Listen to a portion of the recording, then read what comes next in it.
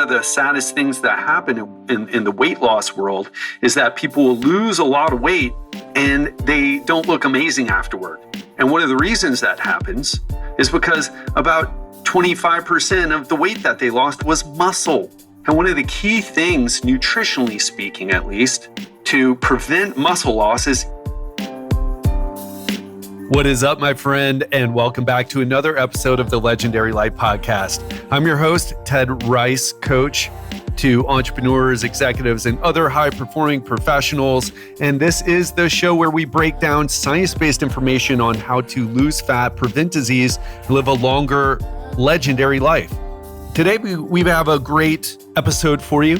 It's just going to be you and me. We're going to be talking about the top reasons why people don't lose weight or lose fat, however you want to think about it, on the keto diet. So many misconceptions. And even if you're not on the keto diet or on a low carb diet, you're going to learn a ton of stuff, as I hope you always do, when we dive into nutrition. But I'll tell you, I'll start off by saying this. There's a dirty little secret in the low carb community, in the low carb / keto community. And now the carnivore, as I rub my head when I say that term, carnivore diet community.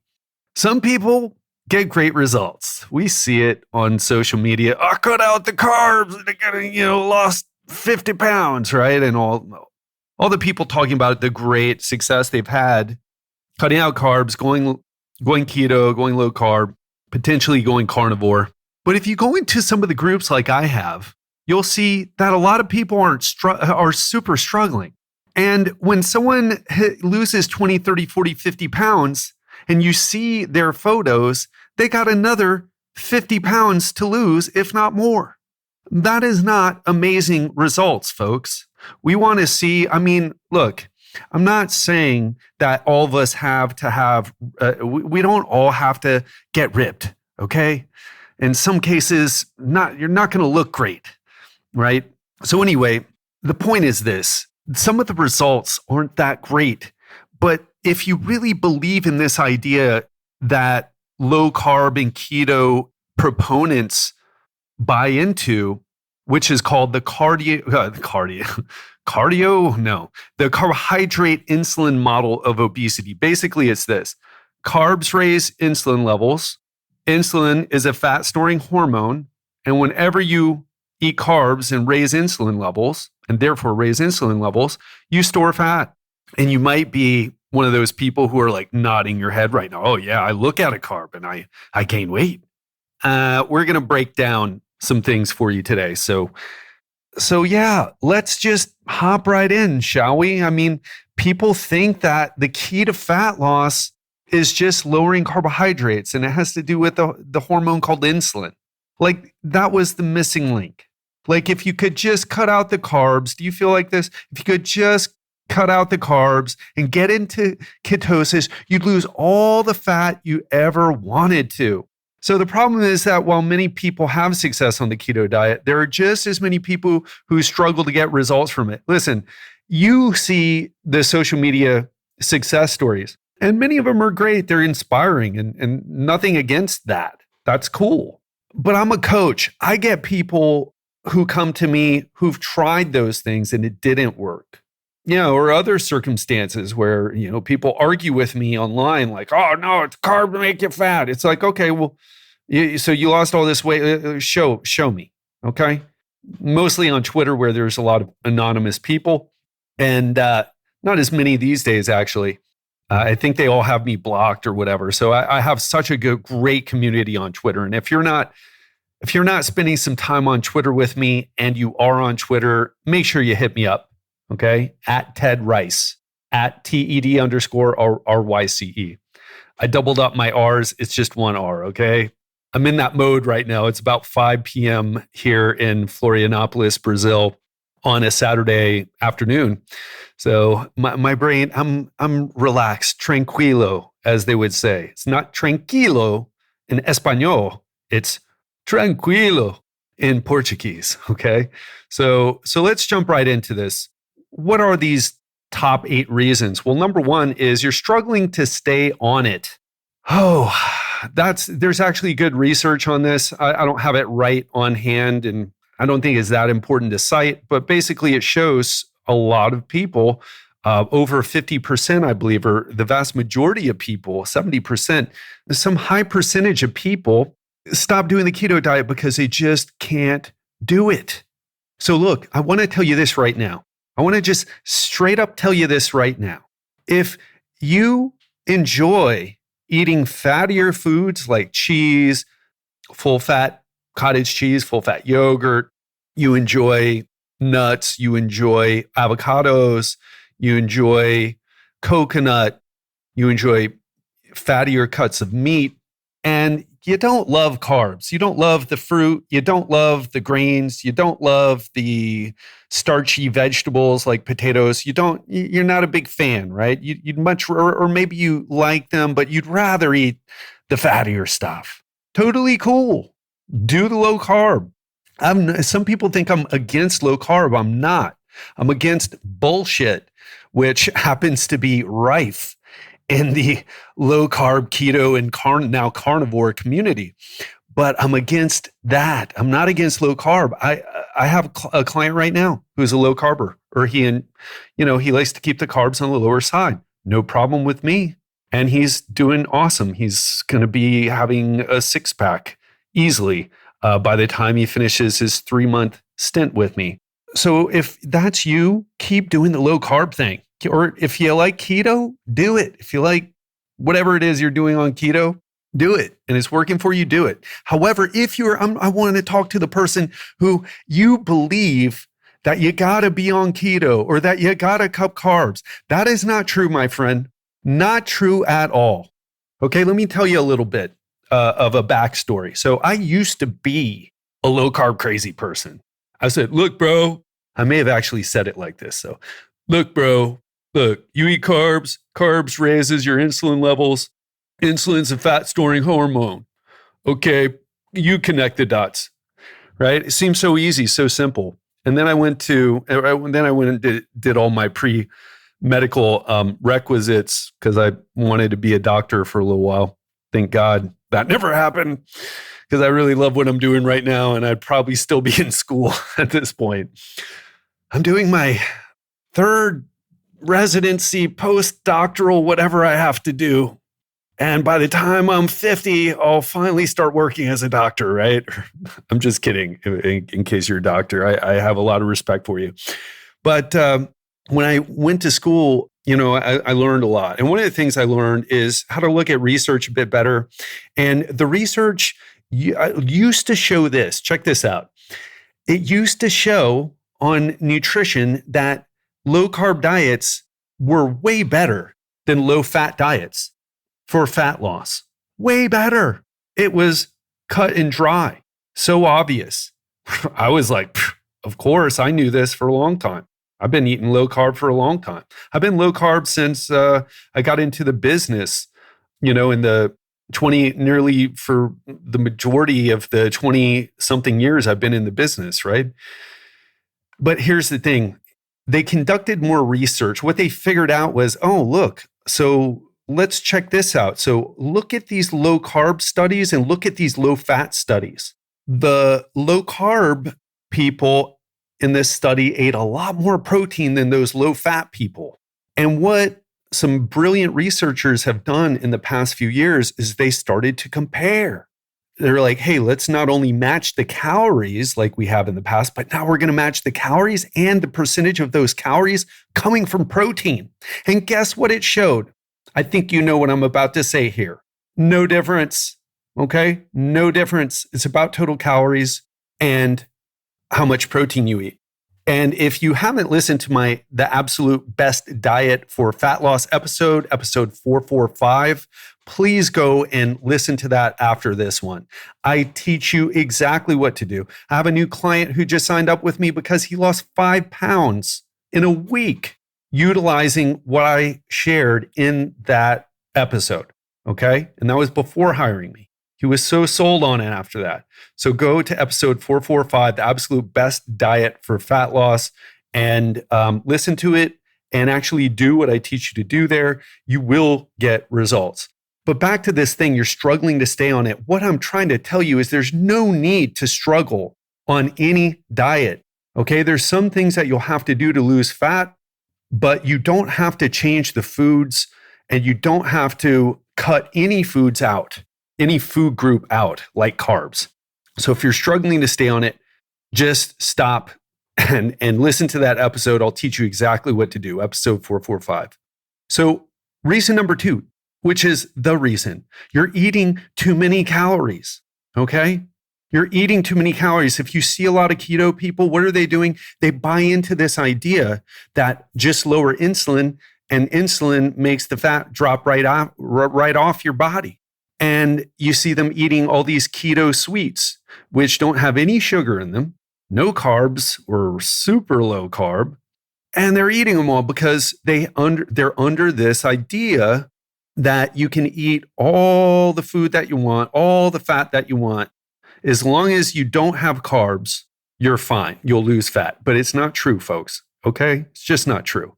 So if you're one of these people eating all these keto sweets, cut the keto sweets out or track your calories like I teach you how to do in episode 445. And then you don't have to, then you can eat the way you want and lose fat. You can eat the keto sweets. Another thing, and this is, and I was guilty of this, I believed in the low carb thing so much. I used to go out of my way to eat butter. I was like, butter's a health food. You ever heard that one?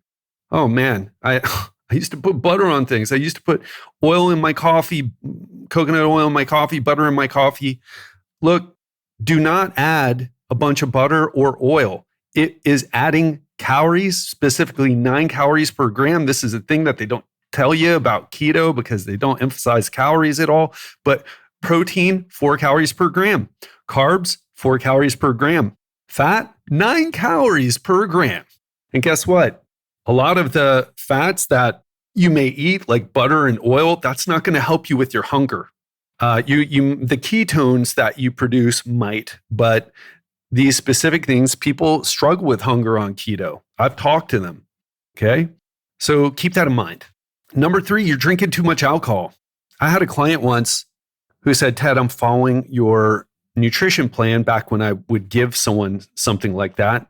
I'm following your nutrition plan to the T. And this was an extremely successful businessman who I knew was following exactly what I gave him to do. And I said, John, how much are you drinking? Are you drinking alcohol? And he's like, oh yeah, we're putting away about 2 bottles of wine a night or whatever. I forget exactly, but it was a lot. I was like, ooh, okay. People will tell you alcohol has sugar in it. That's not exactly true. Alcohol is another macronutrient, just like carbs, fat, protein, and alcohol. It's another macronutrient. It has, I think it's 4 calories per gram. I forget right now, forgive me. But I said, yeah, you got to cut that. You got to dial that in. You can't just follow a diet and then drink a ton of calories, especially from alcohol, and expect yourself to get anywhere. Again, it comes back to the total calories. It doesn't mean you can't drink alcohol. No, you can. But again, you got to fit it into that caloric budget. Number 4 is you are eating too much processed food. Now, when I talk about calories, a lot of people, I should say, not my clients, but a lot of people hate the idea of calories because it's just like, let me just cut the carbs, okay? Or just let me cut the fat. Just tell me what to do, make it simple. But the problem is this, you're getting a fish and you're not being taught how to fish, right? You're like, hey, just cut the carbs, and it's not sustainable. And one of the other things that happens, why people get so irritated with calorie tracking thing, the macronutrient or calorie tracking, is that food gets processed differently. So you're going to get, one of the things that I do with my clients is I have them do something called a phase 1, where they're basically eating protein and vegetables, and they're getting they're getting the calories from the protein and vegetables. But another thing is that it takes your body much more energy to digest protein and fibrous foods. So yeah, you might be eating more calories from protein, but a lot of those get burned up in the utilization of, or I'm sorry, the digestion, I should say, of protein. So does that make sense? So let me put it to you like this. Think about a nice juicy steak like I had yesterday. Oh my gosh, the steak was so amazing. And I cut the steak and chewed it. So delicious. And then I swallow it, and then it's still like a chunk of meat, and all these hydrochloric acid gets released, and these other enzymes get released and have to take apart that meat. And it's work, and work costs energy. Now, think about this. Have you ever eaten a praline from New Orleans, or taken a bite of like ice cream cake? The ice cream, it just melts in your mouth, right? Your brain's probably like, ice cream, like mine is right now. But it just melts in your mouth. It takes no energy to digest. You don't even have to really chew it. It's already processed, ultra processed, you might say. So when foods are processed, and processing doesn't mean that it's bad, right? It doesn't mean that it's bad, but it does mean that it makes the nutrients, including the calories, more available. So ground beef, you're going to get a lot more, you're going to get more of the calories from that than you would chewing a piece of steak, especially if you're like me. Sometimes you're like so ravenous with the steak, get so excited about it, you chew it up and kind of swallow chunks of meat. I chew more now, not to go off on a tangent, but I used to just just eat ravenously, right? Eat so quickly. And now I've forced myself to be more mindful, to chew my food more. Yeah. But, the processed food, you get more calories out of it is the point of this talk right now, this point I'm trying to make. So by reducing processed food and including whole foods, regardless of what diet you're on, if you're on the keto, less oils, less olives, and eat less olive oil, eat more olives. Less coconut oil, eat more coconut, right? Less keto treats, more whole foods, okay? These principles still hold true regardless as to whether you're following the keto diet or not. Another thing I want to talk about, the next reason you're having trouble losing weight on keto, is you're undereating protein. Now, in episode 445 that I have referenced like 36 times already, I tell you exactly how to figure out how much protein to eat. But I will share very quickly here. If you're a normal weight person, have about 1 gram per pound. And if you use the metric system, it's about 2.2 grams per kilo.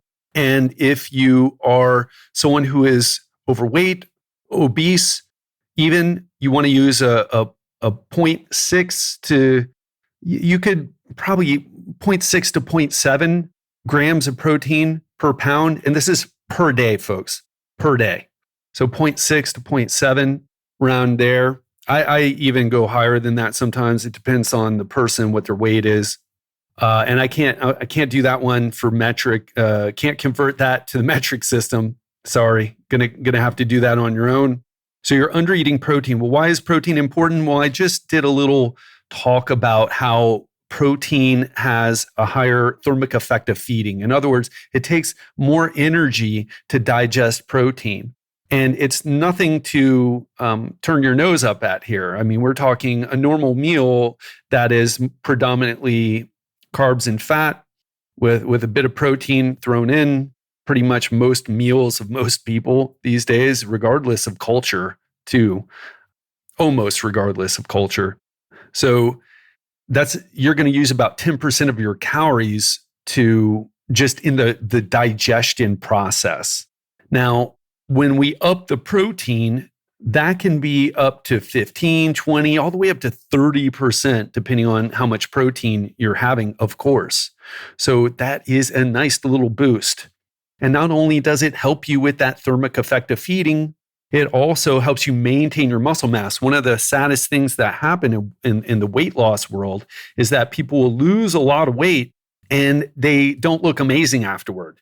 And one of the reasons that happens is because about 25% of the weight that they lost was muscle.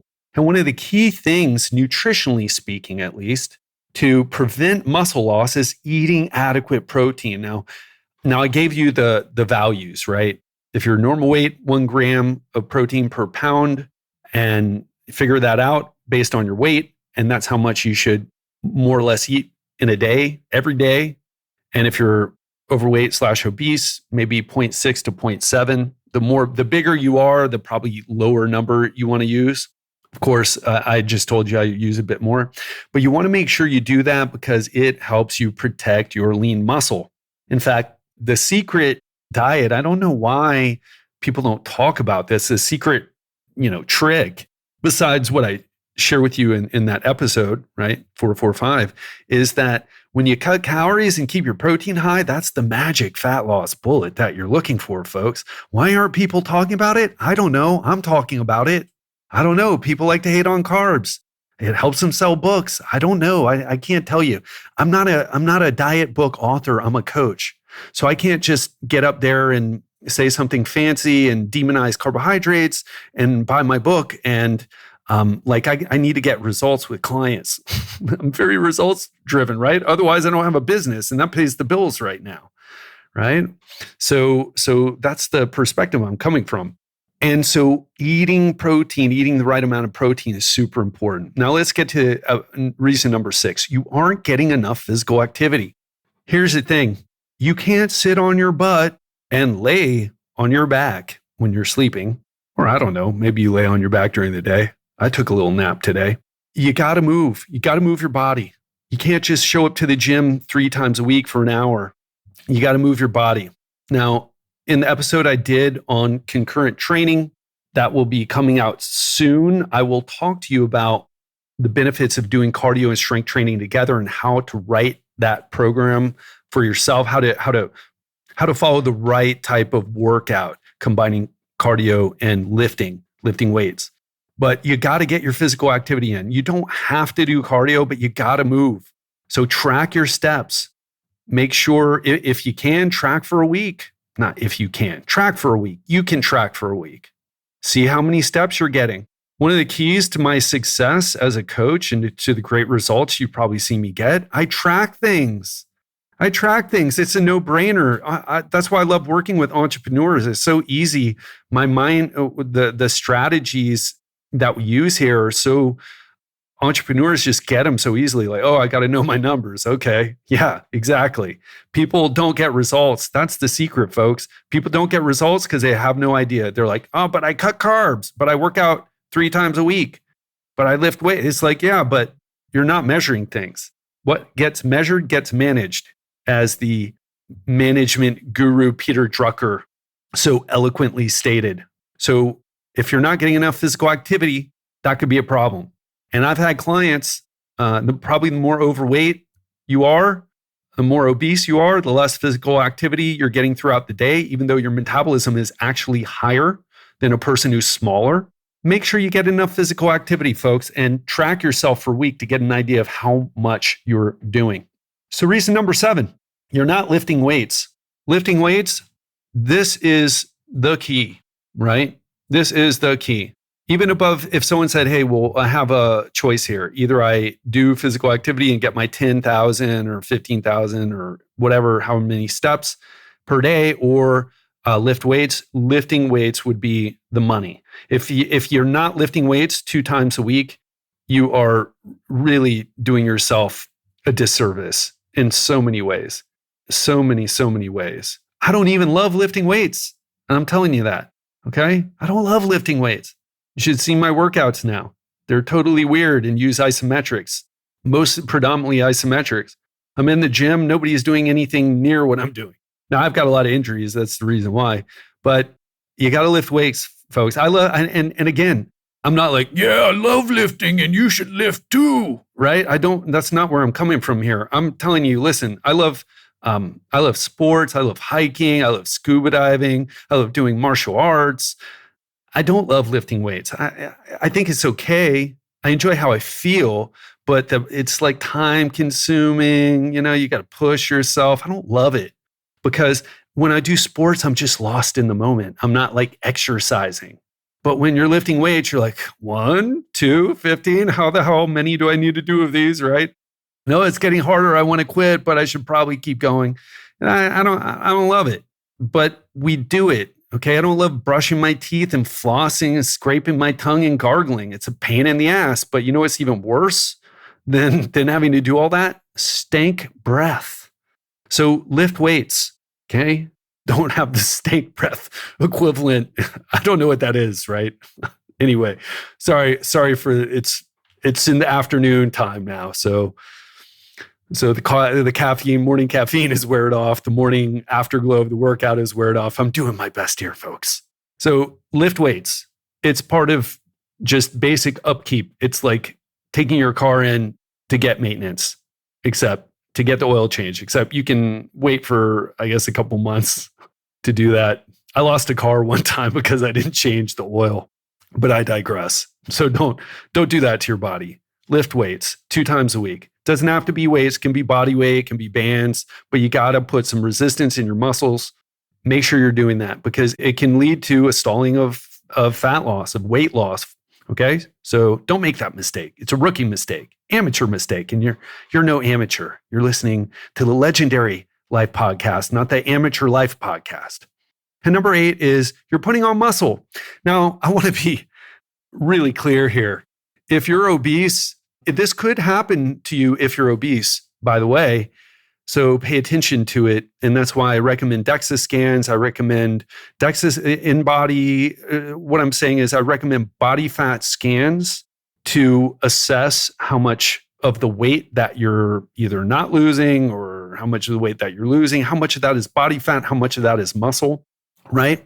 And in some circumstances, and I want to be clear about this, if you're years deep into your workout journey and you don't miss the gym, you say you eat all the right things, but you can't lose weight and you really push it in the gym. Had someone tell me this the other day. It's like, man, I push it in the gym. I push harder than a lot of people that I know, but I can't lose fat. So you want to pay attention to the other things because you're not putting on any muscle. All right. You've kind of maxed yourself out.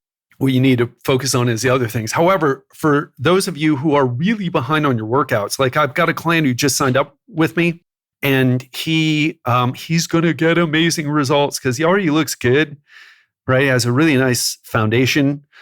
Shout out to you, Phil, if you're listening. But he's a few months behind on his workouts, like several months because of lockdowns and things. So this guy, I mean, we're going to see a massive transformation. And as he starts to put on muscle, that can, let me give you this example. Let's say you lost 3 pounds of fat, specifically fat. But let's say you also gained 3 pounds of muscle. What is the net change? I think it's the net change, gross change, net change on this scale. It's 0, isn't it? Right? You lost 3 pounds of fat, you gained 3 pounds of muscle, but you really would have been down. You would have been down more. You've done a great thing for yourself.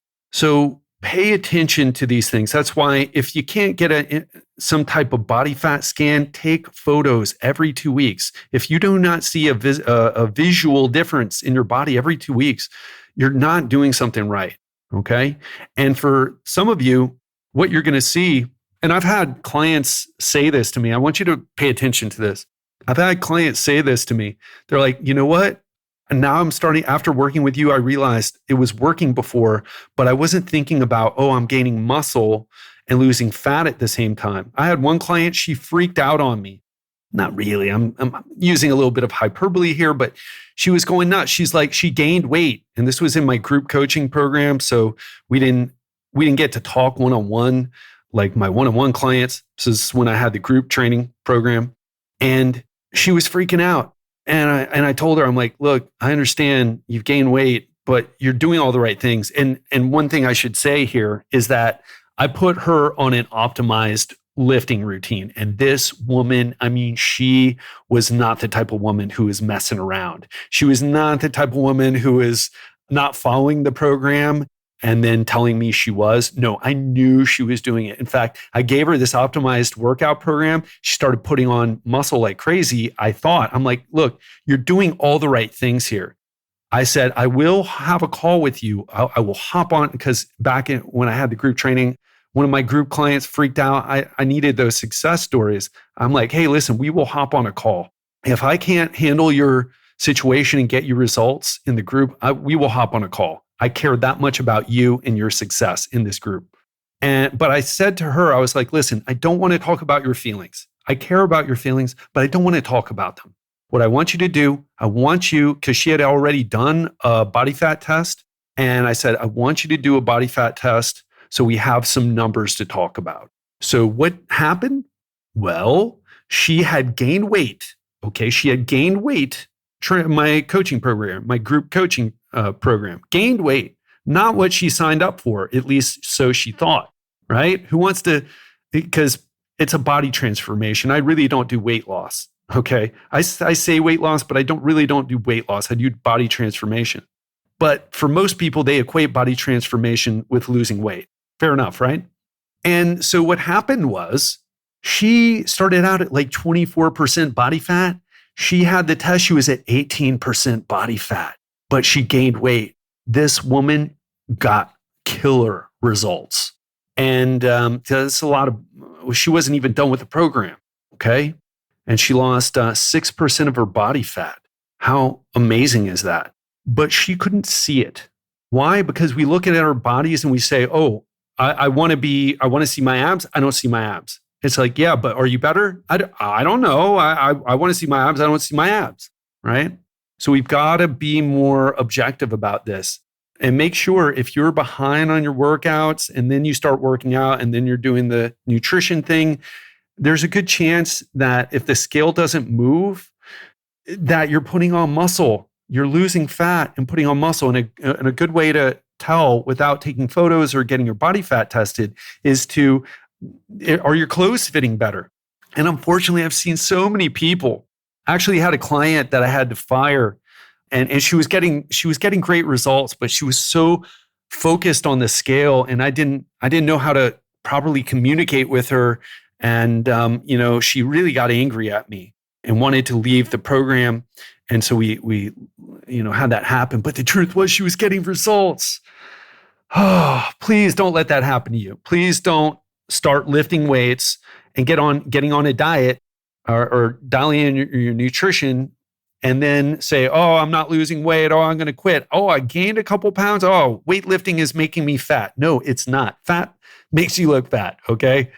Weightlifting does not make you look fat. I guarantee you. You're years away. If someone like that, you're years away from building too much muscle. Now, I think women can get a little bit too bulky, at least for my aesthetic taste, right? My taste doesn't mean other people, whoever you're interested in dating, might not like it. But I'm just saying, like, there's some super muscular women here in Brazil right now. I appreciate it. It's just not my thing, but you're nowhere near that. Okay. Let's be honest. These women, they're like bodybuilders, right? Just crushing it in the gym hours a day, not hours a week, I should say. I don't know how often they train, how long they train each session, but you might be that person if you're behind on your workouts and then you get started. So please don't give up. If you start to see the scale not change or even go up and you're doing the right things, trust that process. I've had so many clients tell me, oh, I'm so thankful that I was in the program because I would have given up and I didn't realize what was happening. I just saw the number on the scale change and I got really bothered by it. So make sure you don't make that mistake. Please, you are on the right track. Okay, and just to go over these really quick here. So number one, you're struggling to stay on the keto diet. Don't need to do that, okay? 2, you're eating too many calories. That is the number one principle here, okay? Even more important than the protein, eating too many calories. Number 3, you're drinking too much alcohol, even if you're eating all keto. It's everything keto. It's keto, vodka's keto, yeah, okay, but too many calories, okay? 4, you are eating too much processed food. More processed, just because you're eating keto with no carbs doesn't mean that you can just eat, I don't know what people eat, chocolate, cream, like whatever's, I don't know, chocolate mousse cream, keto, chocolate, I don't know. I'm never doing keto, okay? It's never, ever happening. Not even to do an experiment, no interest in it. I love carbs too much. It's just not for me. So don't overdo the processed food if you're on keto. 5, You're undereating protein. Protein is crucial. Prioritize that even over being in ketosis. Ketosis is not a requirement for fat loss, folks.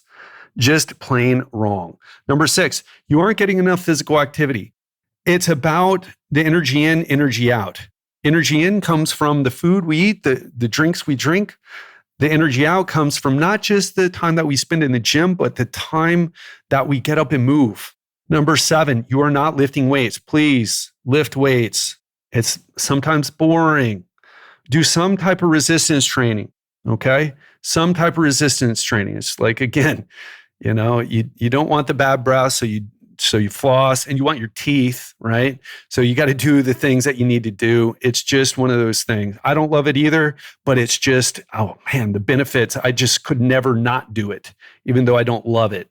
And number 8, you're putting on muscle because you're a few months, perhaps years behind on your workouts. Then all of a sudden you start dialing things in and you're not losing weight, or maybe the weight's climbing.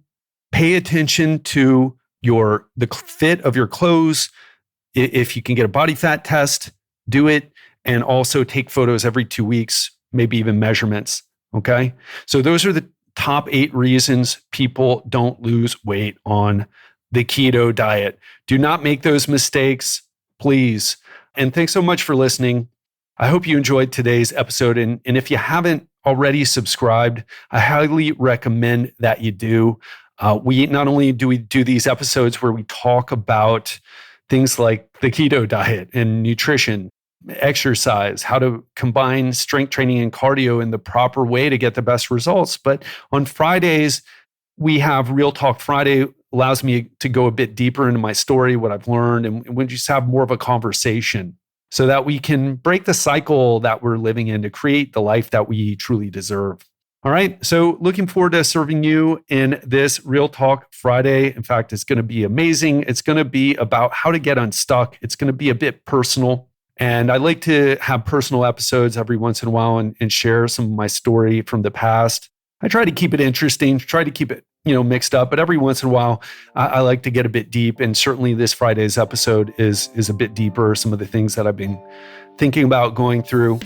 All right. Well, that is it for me today. Thank you so much for all your support. I appreciate you. And as always, let's take action and live our best lives. We only live once. Let's do it the best we can.